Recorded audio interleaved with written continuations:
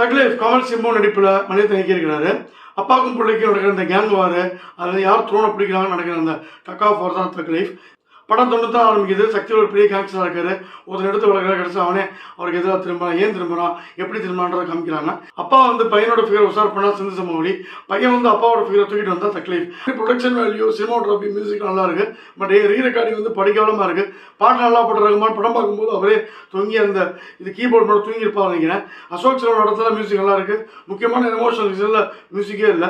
கமல் சிம்பு காரில் ஒரு emotional scene மட்டும்தான் ஒர்க் அவுட் ஆயிருக்கு. சுகர் வந்து உடம்பு இருக்கா சுகர் வைப்பின்னு நம்ம அபிராமி அப்பயே அடிச்சிருந்தா படம் முடிஞ்சிருக்கும். படத்தில் அப்பப்போ என்ன நஷ்டம் வருது, ரீஃபண்ட் தானே ஒன்று நம்ம கேட்குற அளவுக்கு கொண்டு போயிட்டாங்க.